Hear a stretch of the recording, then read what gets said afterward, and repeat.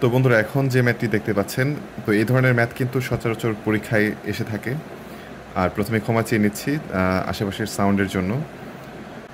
So এই ম্যাথের কোশ্চেনটি হচ্ছে, ক, খ এবং গ একত্রে একটি কাজ 4 ঘন্টায় শেষ করে। খ এবং গ একত্রে কাজ করলে কাজটি শেষ হয় 5 ঘন্টায়। একই কাজ ক এর একা করতে কত সময় লাগবে? তো এই ম্যাথগুলো আমি ইলাবোরেটলি আপনাদেরকে এক্সপ্লেন করার চেষ্টা করি, বিকজ যদি কখনো সম্পূর্ণ মানে লিখিত পরীক্ষায় ম্যাথটি চাই যেন আপনারা অ্যান্সারটা করতে পারেন। আর সম্পূর্ণ ম্যাথটা বুঝলেই কিন্তু শর্টকাট ওয়েতে কীভাবে করা যাবে সেটা কিন্তু আপনারা নিজেরাই বুঝতে পারবেন। সো প্রথমে চলুন শুরু করি ম্যাথটি। তো এখানে আমরা লিখেছি যে ক প্লাস খ প্লাস গ একত্রে 4 ঘন্টায় করে একটি কাজ। তাহলে ক, খ এবং গ একত্রে 1 ঘন্টায় করবে কাজের কত অংশ? 4/1 অংশ। আবার পরের অংশে বলেছে খ এবং গ একত্রে কাজ করলে কাজটি শেষ হয় 5 ঘন্টায়। তো এটা আমরা লিখেছি খ প্লাস গ একত্রে 5 ঘন্টায় করে একটি কাজ। সুতরাং খ এবং গ একত্রে 1 ঘন্টায় করবে কাজের কত অংশ? 5/1 অংশ।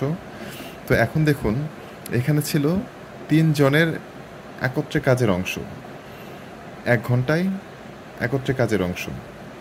তারপরে আমরা বের করলাম 2 জনের 1 ঘন্টার একত্রে কাজের অংশ। তার মানে কি, এখানে একজনের কাজের অংশটা মিসিং আছে। তাহলে এখানে ক, খ, গ কত অংশ করে সেটা আমরা বের করেছি 1 ঘন্টায়। খ এবং গ কত ঘন্টায় করে সেটা আমরা বের করেছি, মানে কত অংশ করে সেটা আমরা বের করেছি। তার মানে এইখান থেকে এইখানের কাজের অংশটা বাদ দিলে ক কত অংশ করে সেটা বের হবে।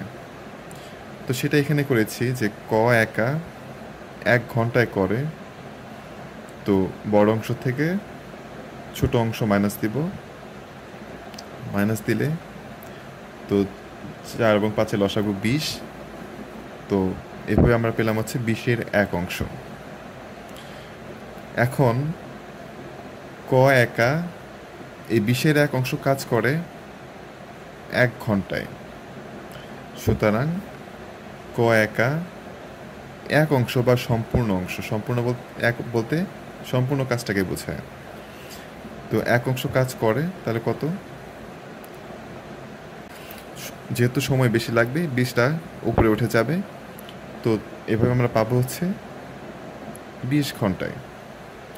তাহলে কিন্তু খুব ইজিলি আমরা এই ম্যাথটির সম্পূর্ণ সমাধান বের করতে পারলাম।